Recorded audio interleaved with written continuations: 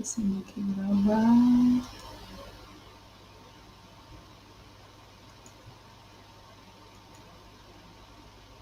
Muito bem. Muito bem. Então, vou repetir, porque para quem pegar na gravação, não é? Sejam todos bem-vindos à nossa reunião pública das nossas tardes e noites de domingo, quando estudamos juntos o Evangelho narrado por Mateus, do Novo Testamento. Aqui acompanhamos a tradução de Haroldo Dutra e, através do olhar que nos favorece a doutrina espírita. Vamos começar então com a nossa prece, que aliás será o nosso tema de hoje, não é? Querido Jesus, Mestre amado, obrigado, Senhor, por mais esta oportunidade de aqui nos encontrarmos reunidos em Teu nome, a fim de estudar, refletirmos, aprendermos, crescermos com as Tuas lições. Sustenta-nos, Senhor, as forças diante das dificuldades que enfrentamos na nossa vida, embora saibamos que são para o nosso crescimento. Que as Tuas bênçãos, Senhor, possam estar sempre em nós e entre nós, envolvendo principalmente os nossos irmãos de humanidade, que estejam neste momento em sofrimento, estejam eles encarnados ou desencarnados. Graças a Deus. Muito bem, amigos. Nós estamos no capítulo 6 de Mateus. Estamos lá ainda, Sermão da Montanha, aqui na Galileia, nessa parte norte. Jesus está falando à multidão e faz, nos capítulos 5, 6 e 7, um grande apanhado do que é o Evangelho. Nesta parte aqui do capítulo 6, o início até o versículo 18, Jesus nos fala sobre 3 obras de justiça e a oração do Pai Nosso. Nós vimos na semana passada a primeira obra de justiça e o início da segunda. A primeira obra de justiça é a doação.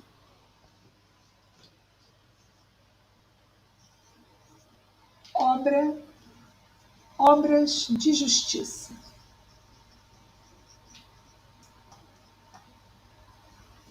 Poderíamos colocar também como caridade, porque o que ele nos diz? Que o que fizermos em prol do nosso próximo, façamos sem ostentação, façamos sem interesse. Então, que doemos. Essa é a primeira obra de justiça.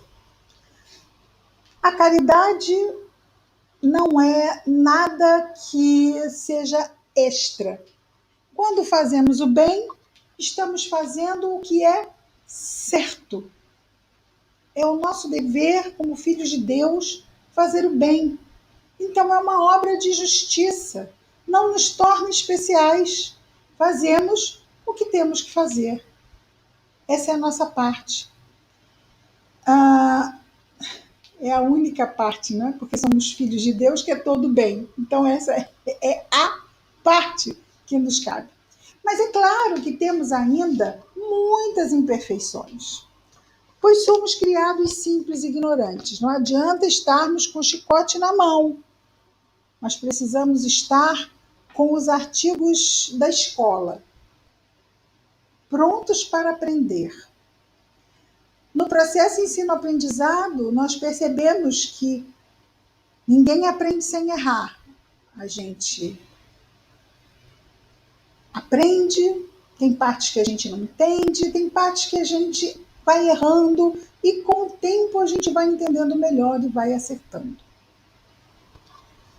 E também a caridade é algo que nós vamos amadurecendo com o tempo através das reencarnações. Como tudo, como todas as virtudes, embora saibamos que a caridade é o resumo de todas elas. Nós, então, vimos também o início da parte que ele fala da segunda obra de justiça. A segunda obra de justiça é a oração.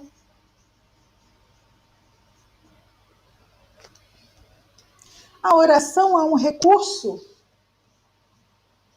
de ligação.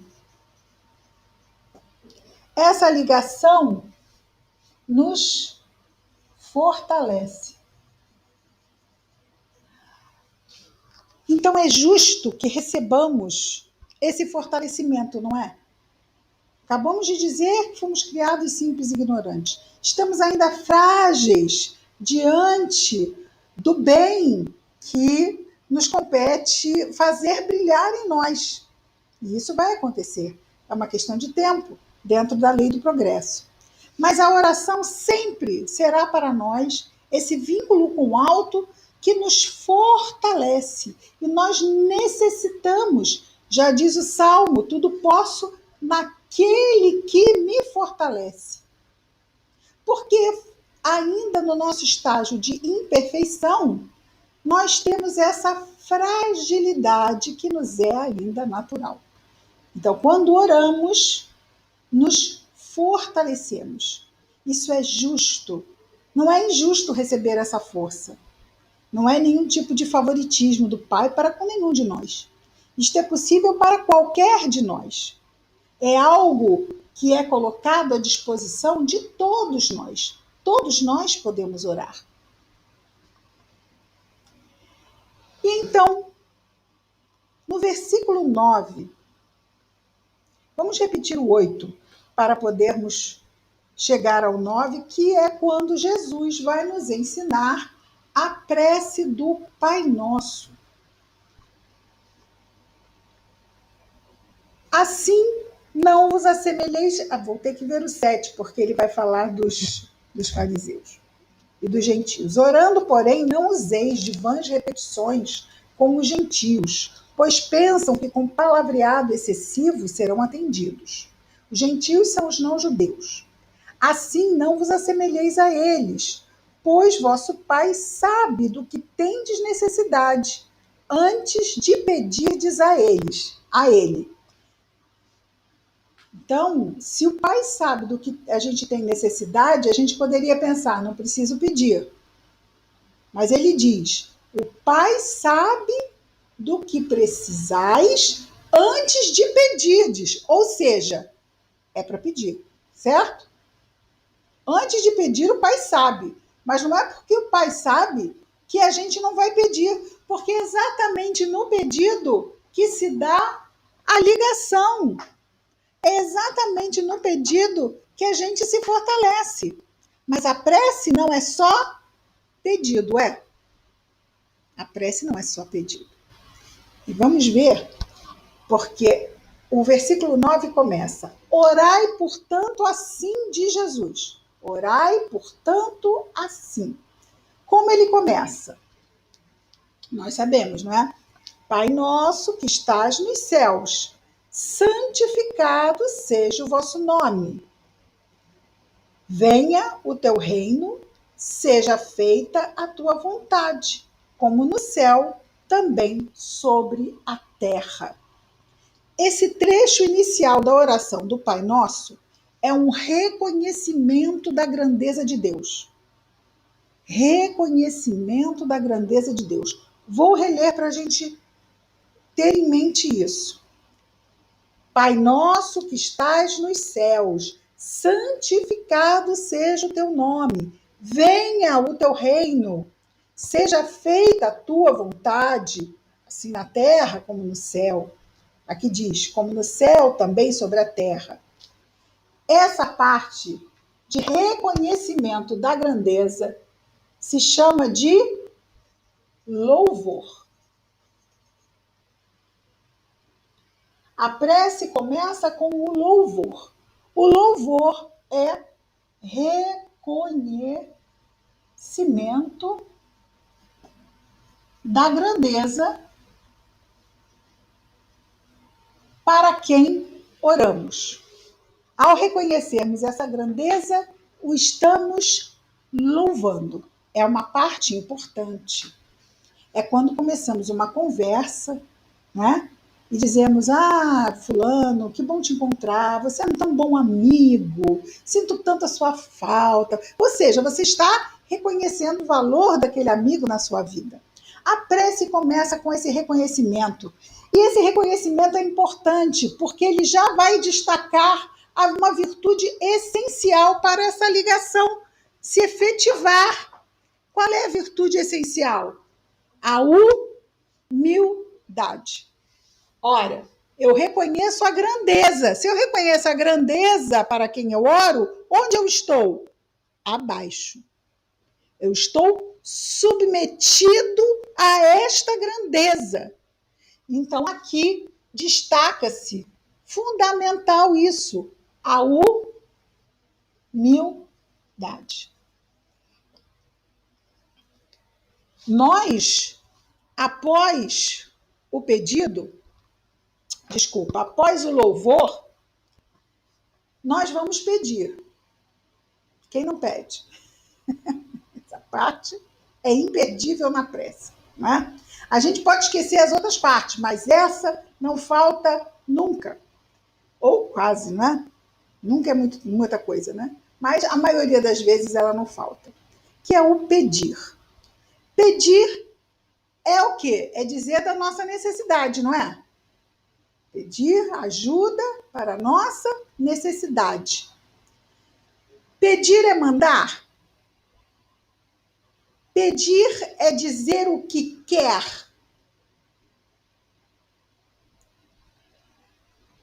Pedir não é dizer o que quer. Pedir é dizer o que necessita. Ah, tem diferença. Porque eu quero muita coisa que eu não preciso. A gente sabe disso, não sabe? Eu não vou fazer uma prece pedindo o par de sapato que eu vi na... Vou? Mas eu quero muito aquele par de sapato. Eu não vou pedir isso. Eu vou pedir o que eu necessito. Eu vou pedir o que importa. Necessidade. E Deus, que sabe, diz aqui Jesus, logo antes, Deus sabe o que necessitamos. Também não adianta pedir o que a gente necessita, porque ele só se prende ao que a gente necessita. Mas ele sabe das nossas necessidades e, como é Pai, na sua grandeza, ele sabe como suprir a necessidade. Ele supre a necessidade conforme o discernimento da sua grandeza diz. Não conforme a pequenez do nosso entendimento indica.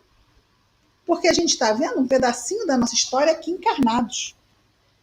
Deus sabe de tudo, Deus sabe de tudo que a gente nem imagina que está aqui dentro.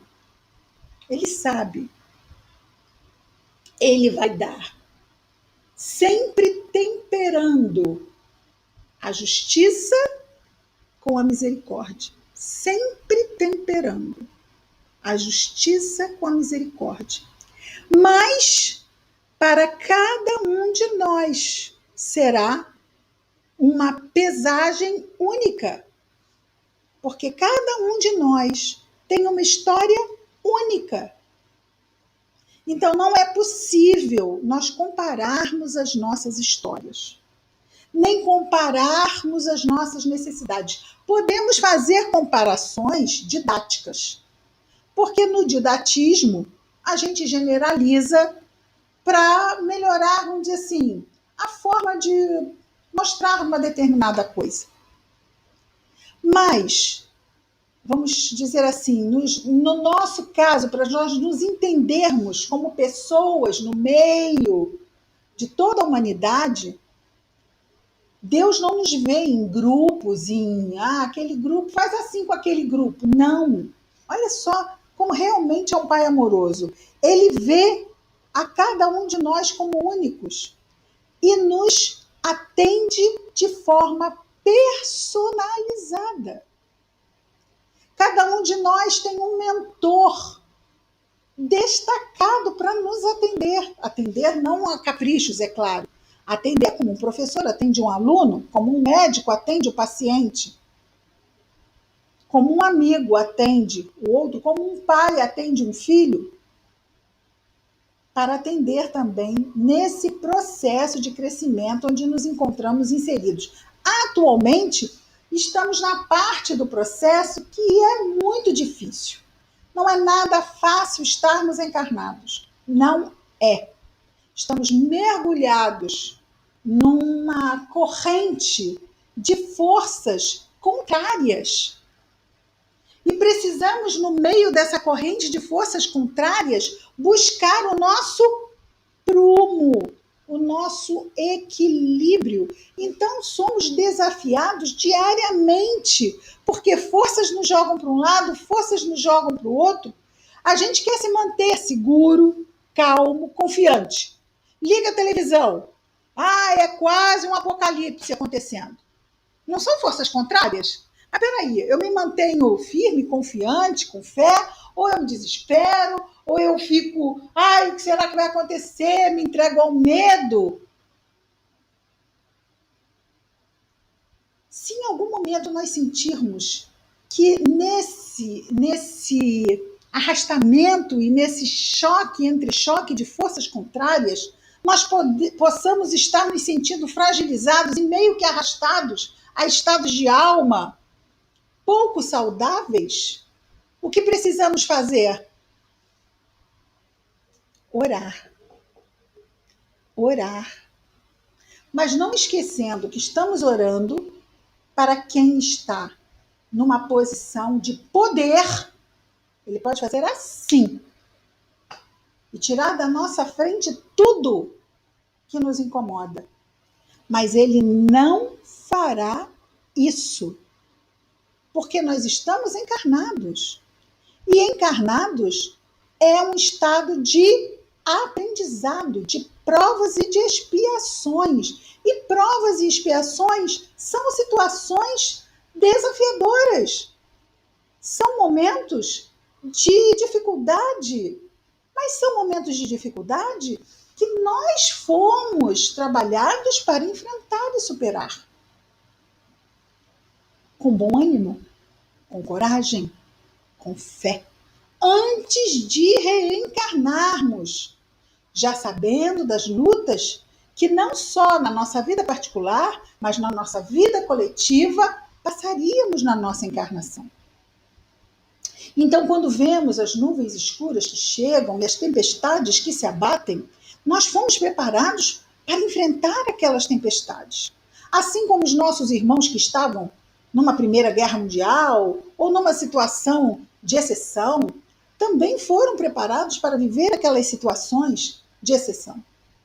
Nós estamos preparados para viver neste momento do século XXI, para enfrentar e para participarmos como colaboradores das falanges do bem, promovendo o que pudermos em termos de bom ânimo, de equilíbrio. Às vezes a gente acha até que não está tão bem, mas a gente olha para o lado e pode encontrar pessoas que não estão nada bem. E é uma palavra nossa de bom ânimo, de coragem, de fé. Ah, vamos orar, porque Jesus está por todos nós. Este é aquilo que já falamos, não é? Que este barco não está à deriva, que Jesus está no leme. E está. Mas precisamos sentir, porque se nós deixarmos que essas forças contrárias nos contaminem, o vírus da dúvida pode nos contaminar. A dúvida, aí entra o medo, aí entra a insegurança, aí entra o desânimo.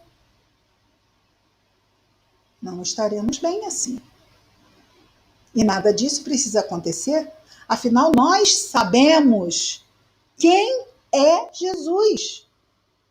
Jesus é o Messias, é o enviado de Deus para nos ajudar, trazendo o Evangelho. Jesus é o governador do planeta Terra. Jesus esteve à frente da formação deste planeta.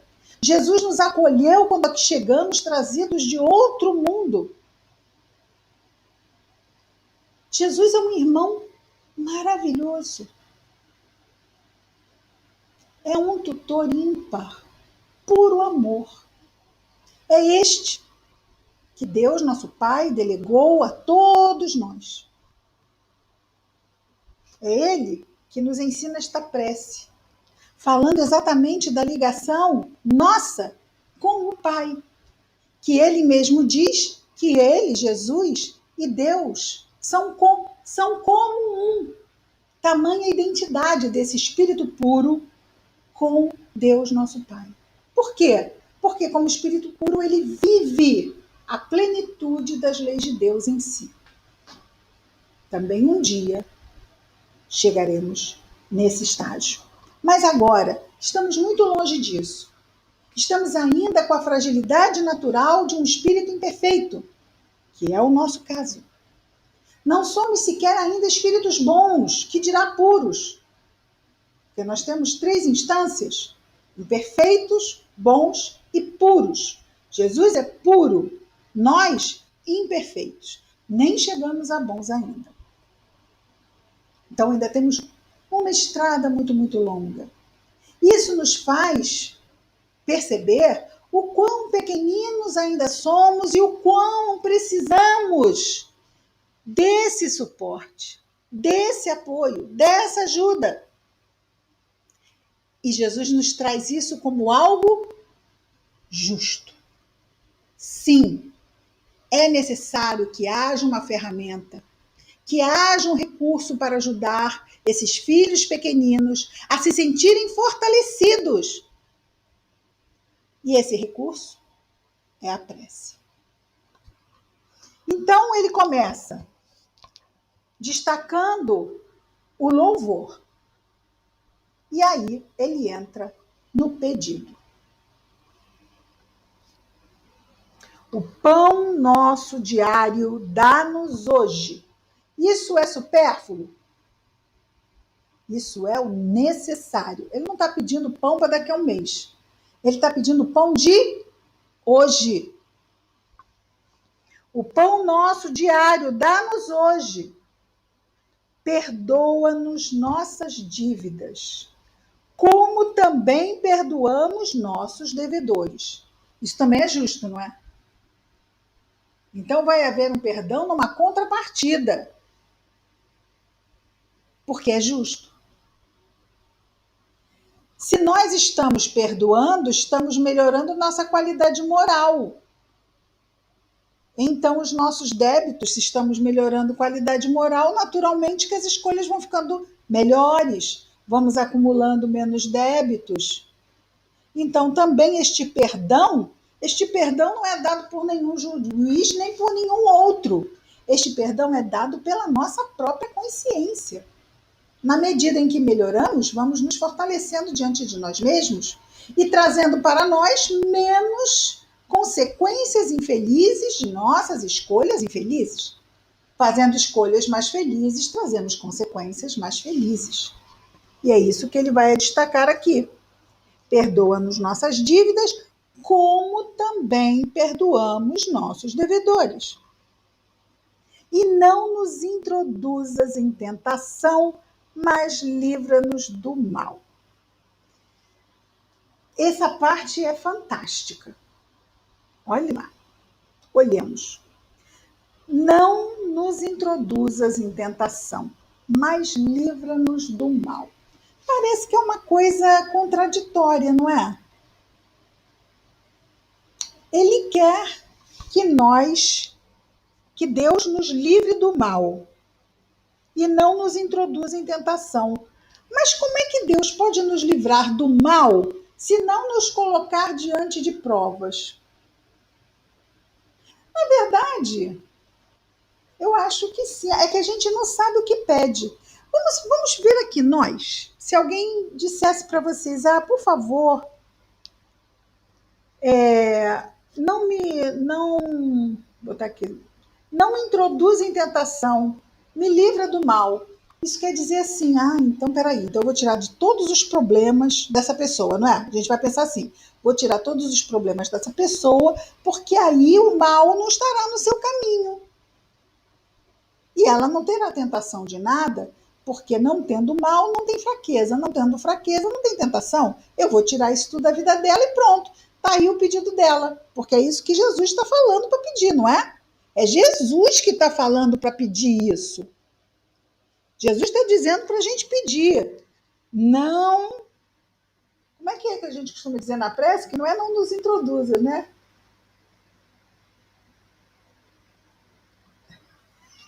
Estou tentando ver na Vanessa. Não nos coloqueis em tentação, não nos deixes cair em tentação, não é isso? Não nos deixes cair em tentação, mas livra-nos do mal. Peraí, Ana Vanessa, eu preciso saber o que você está falando. Peraí. Fala, Ana Vanessa.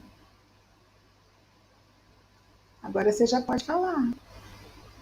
Liga seu microfone. Não nos deixeis cair em tentação. Mas livra-nos do mal. Isso. Mas livrai-nos do mal. Muito bem. É só a conjugação. Tá ótimo. Obrigada. Então, não nos deixeis cair em tentação, mas livra-nos do mal. Ok, Jesus está falando para a gente pedir isso. Cuidado com o que você pede. Quando eu peço para Deus não me deixar cair em tentação,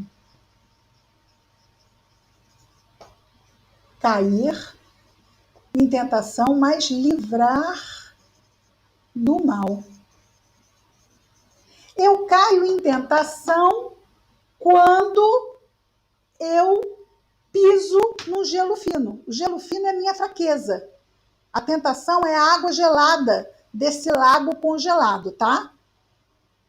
O gelo fino é a minha fraqueza. Eu só caio em tentação porque eu tenho uma fraqueza. Eu só quero beber aquele copo de cachaça porque eu sou alcoólatra. Então a tentação só existe quando existe fraqueza. Aquele maço de dinheiro em cima daquela mesa me é uma tentação. Por quê? Porque eu não sou muito respeitador da propriedade alheia. Então, aquele maço de dinheiro em cima da mesa me é uma tentação. Se eu respeito o dinheiro alheio, se eu não tenho problema com álcool, aquele copo de cachaça e aquele maço de dinheiro vão me ser uma tentação? Não, não vão ser.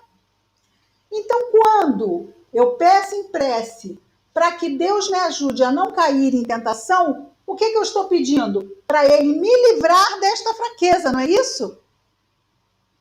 Senhor, me livra da fraqueza, porque é a fraqueza que faz com que eu caia em tentação.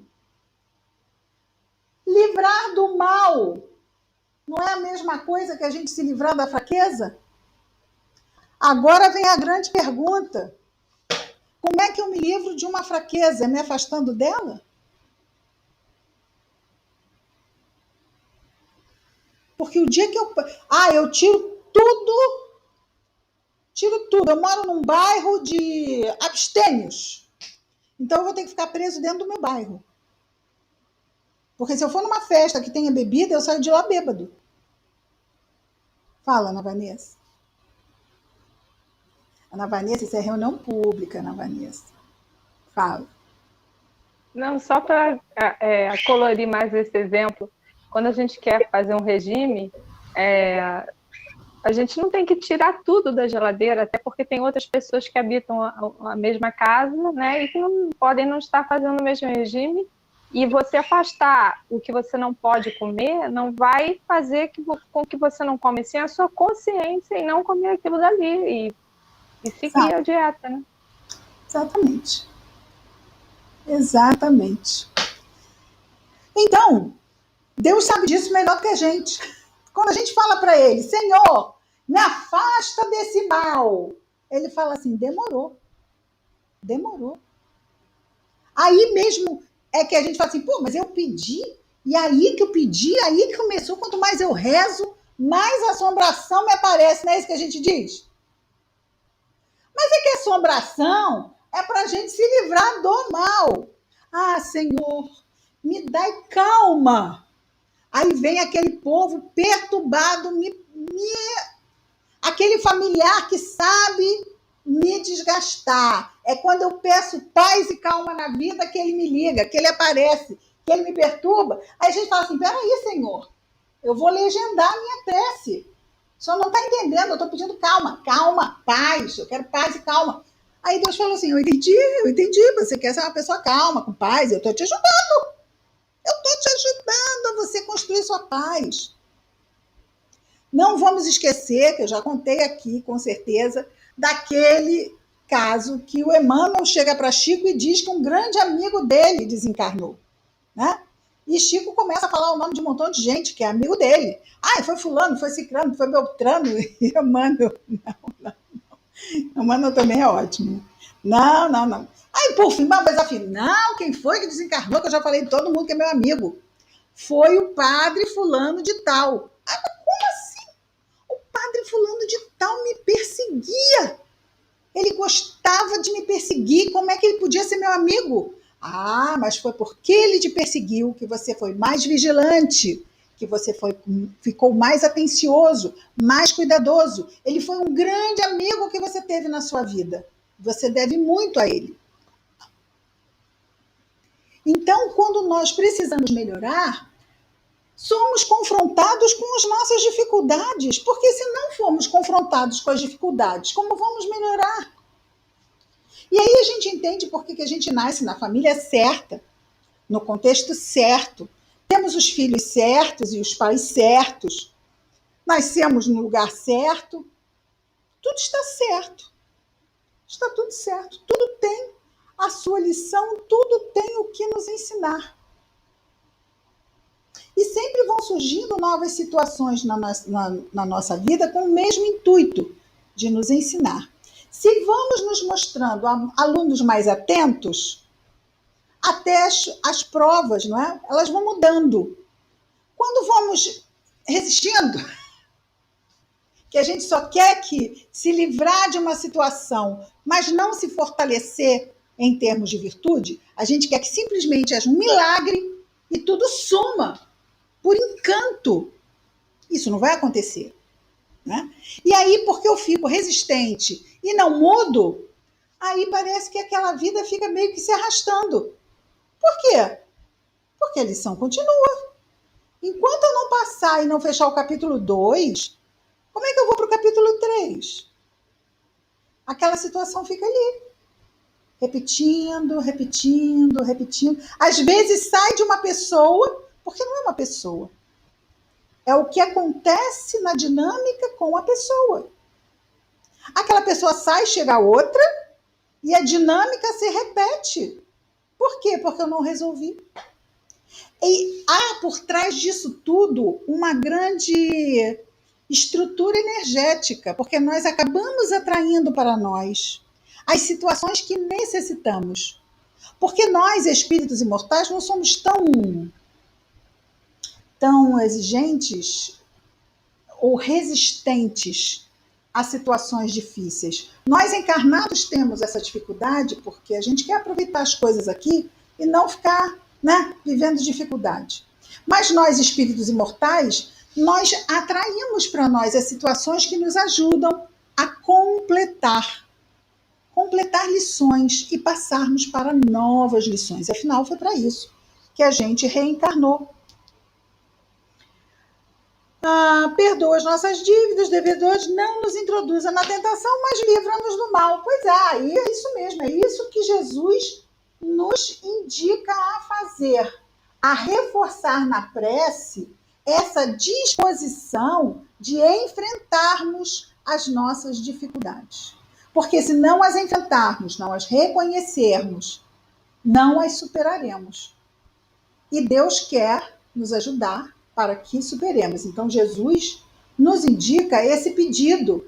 E precisamos estar conscientes que quando fazemos este pedido, estamos dizendo a Deus, eu estou predisposto a enfrentar os meus fantasmas e superá-los. Uma coisa interessante, porque agora ele vai falar do perdão, mas antes da gente entrar nisso, porque aqui termina a prece. Mas existe um outro elemento que Jesus não destaca, porque a prece tem 3 partes, não é? Louvar, vou botar aqui. Louvar, pedir, qual é a última parte? Agradecer.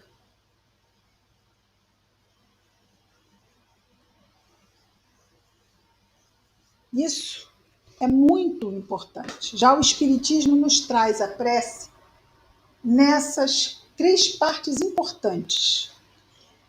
É importante louvar, é importante pedir, mas também é importante agradecer. Gratidão é uma virtude muito nobre. Lembremos daqueles 10 leprosos que Jesus curou. Ele curou 10 homens que estavam cobertos de chagas. Ele curou os 10. Imediatamente, eles tomaram a estrada sem olhar para trás. Quando um dos 10 volta e agradece. E ele destaca isso. Mas eu curei 10. Um voltou, onde estão os outros 9? Para nós vermos o quão é difícil essa virtude. É a gente destacarmos em nós mesmos a importância da contribuição que o outro faz ao nosso bem-estar. Isso gera a gratidão. E nós sabemos que a ingratidão é um sentimento muito doloroso, não é? As pessoas que sentem a ingratidão de muitos que foram ajudados por si, se bem que nós não podemos esquecer. Está aqui, obras de justiça, doação. A doação, que é a caridade, o que nós vimos? Dar sem ostentação, mas também dar sem interesse. Até mesmo da gratidão. Dar sem esperar nada em troca, nenhum obrigado. O que não quer dizer que não seja uma virtude nobre, mas será débito para o que não for grato. Mas aquele que faz o bem deve ficar com seu coração leve, porque fez o que era certo. Está tudo muito bem. Ele agiu com caridade. Ele não espera retorno. Não espera nem mesmo um obrigado. Se vier, ótimo. Quem não gosta? Ok. Agora, fazer na dependência de ficar aguardando um obrigado, de ficar aguardando ser reconhecido, aí é melhor nem fazer. Porque daqui a pouco vai ficar amargurado e vai decidir não fazer mais porque não vale a pena, porque as pessoas são ingratas. Ou seja, não há um entendimento do que seja doação. Fazer o bem simplesmente porque é o bem que deve ser feito. Não estamos fazendo favor para ninguém. Isso é importante. Mas a gratidão é uma virtude nobre. Se não exercem conosco ou nós não exercemos com o outro, demérito para quem não é grato. Mas não é demérito nenhum para quem simplesmente fez o bem. Ah, não foi reconhecido. Isso não invalida em 1 milímetro o bem que foi feito. Jesus, então, tudo bem até aqui? Nos diz assim. Ele termina falando numa parte da prece, fala do perdão, não é? Perdoa nossas dívidas, como também perdoamos nossos devedores. No versículo 14, Jesus diz: pois se perdoardes aos homens as suas transgressões, vosso Pai Celestial também vos perdoará, dentro do sistema que nós vimos, não é? Também vos perdoará. Se, porém, não perdoardes aos homens, vosso Pai também não perdoará vossas transgressões. Ora, se não perdoamos, estamos o quê? Bem ou mal de virtudes? Não estamos bem de virtudes. Se não estamos bem de virtudes, a nossa consciência sabe disso? Sabe disso. Então, isso já abre para que nós tenhamos como consequência o natural em resposta ao uso do nosso livre-arbítrio. Quando perdoamos, estamos o quê? Criando frutos que nos serão doces nas consequências do uso do nosso livre-arbítrio.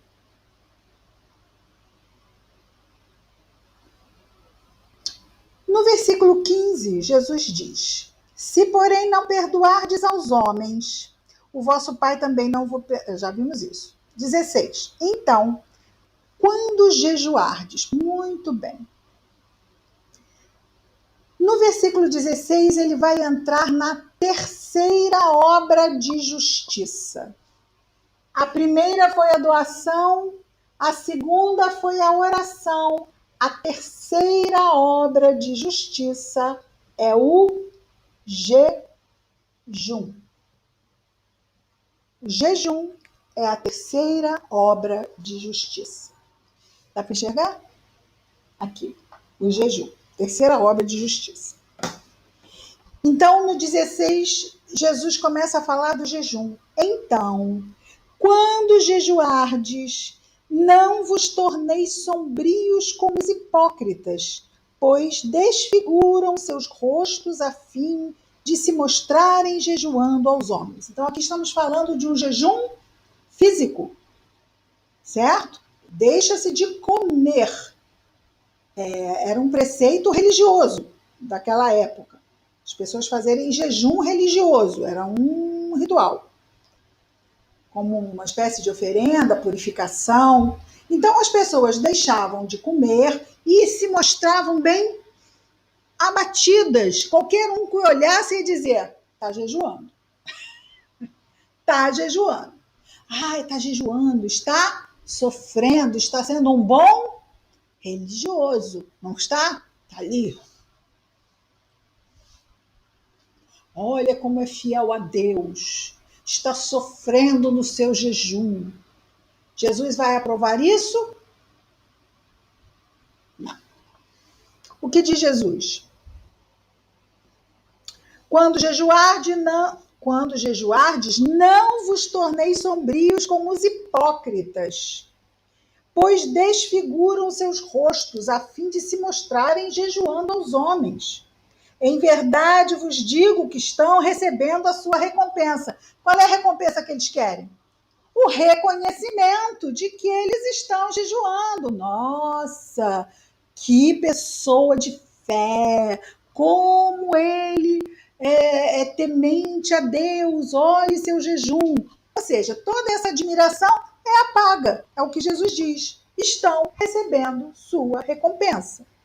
Tu, porém, ao jejuardes, unge tua cabeça e lava teu rosto. Ou seja, jejua, mas olha, rostinho corado, sorriso no rosto, ninguém precisa saber que você está jejuando.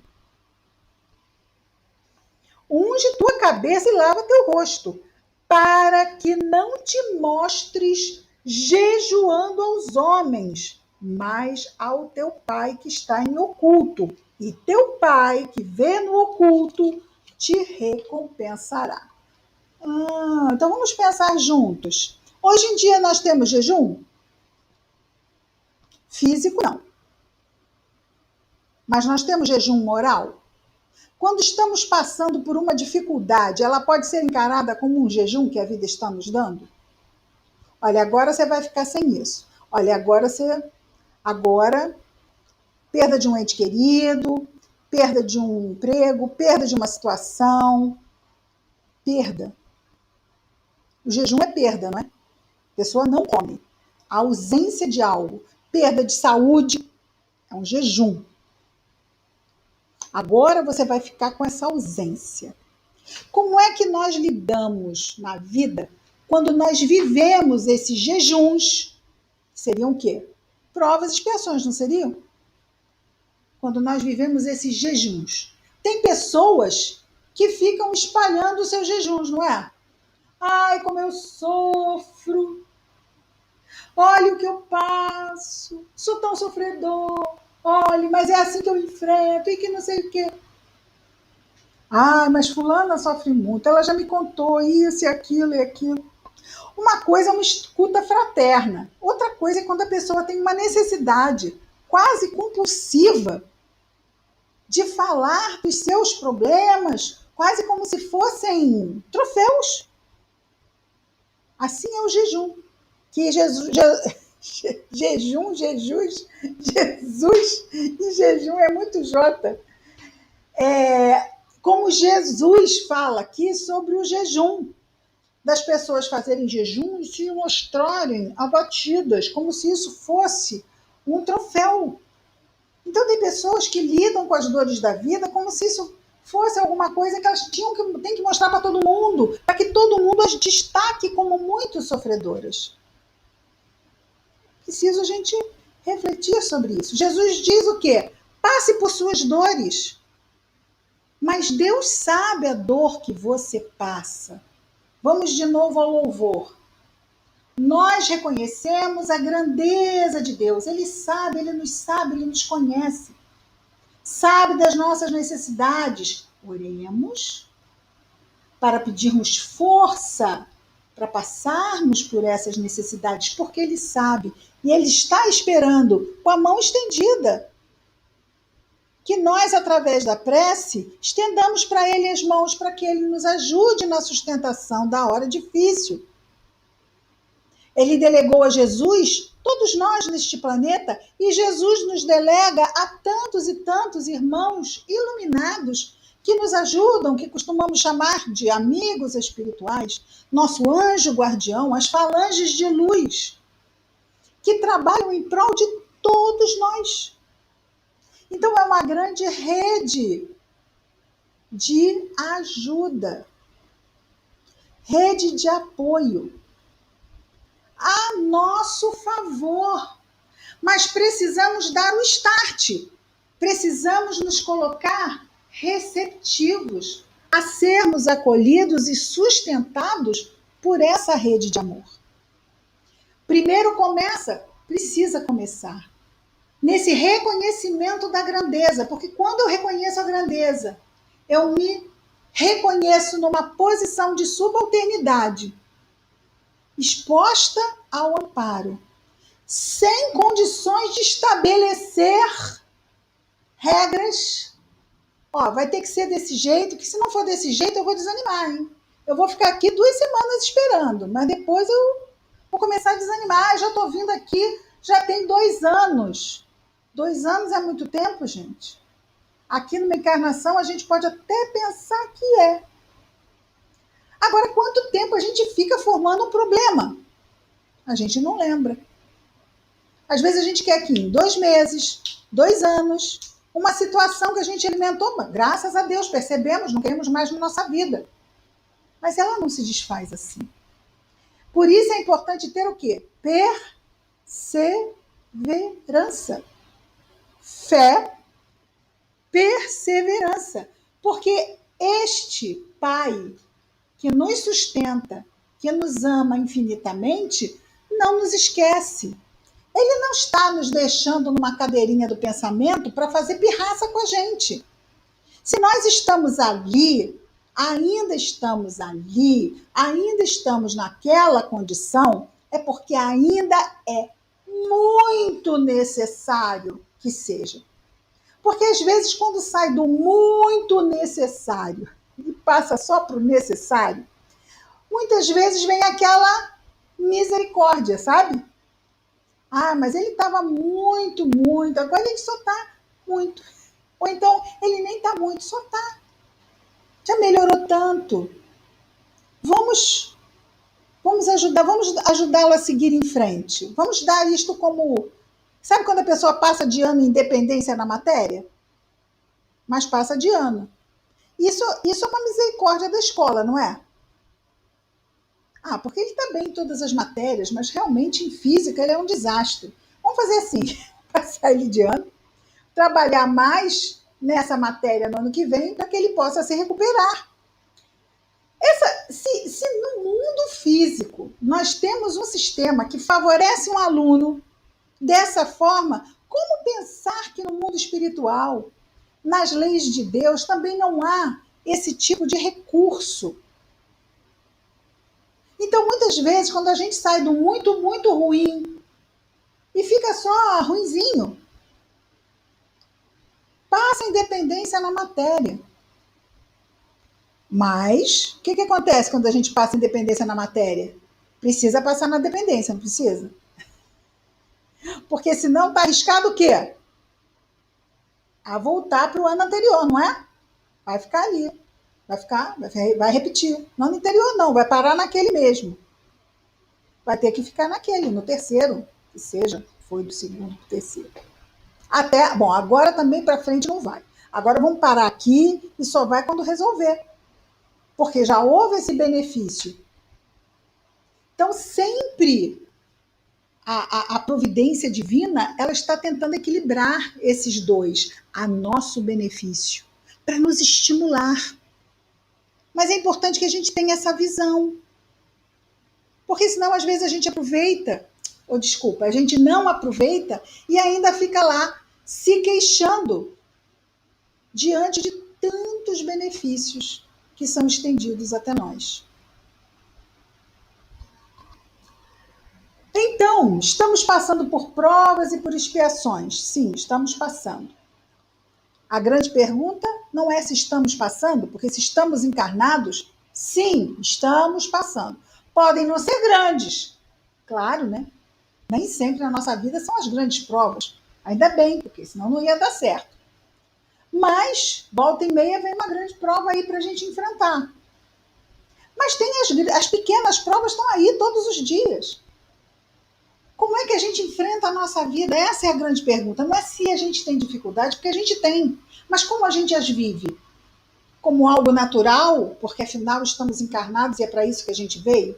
Vamos ter bom ânimo, porque o Senhor está vendo. Vamos fazer a nossa parte. Para quê? Para que esta prova passe logo. Mas não passe porque Ele nos livrou do mal por um encantamento mágico. Não. Que Ele nos livre do mal, porque nós nos fortalecemos e nos elevamos no campo do progresso moral, porque o mal está em nós. O mal é a imperfeição. Não vamos nunca esquecer isso, tá bom? Porque a gente tem uma tendência a entender mal como perversidade, mal como maldade, tá?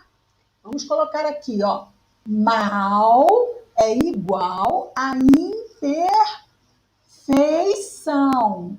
E eu só posso me livrar da imperfeição me tornando mais perfeito ou menos imperfeito. Talvez fosse melhor colocar desse jeito, né? Menos imperfeito. Cada vez mais e mais menos imperfeito. 3 obras de justiça. Quais são elas? Doação, oração e jejum. Então, mas não tem jejum mais. Tem sim.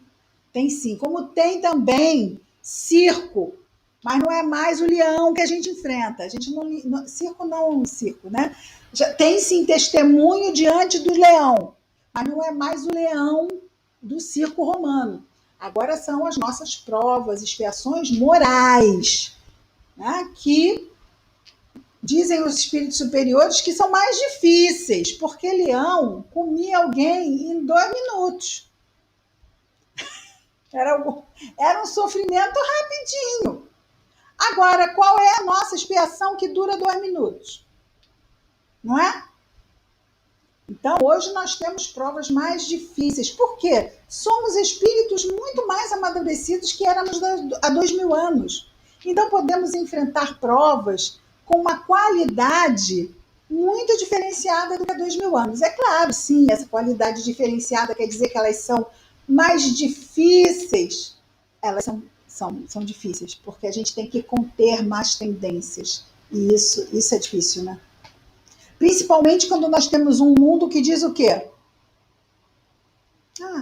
né? Todo mundo faz. O que tem? Você está sendo carola. Isso é coisa de gente fanática, não é?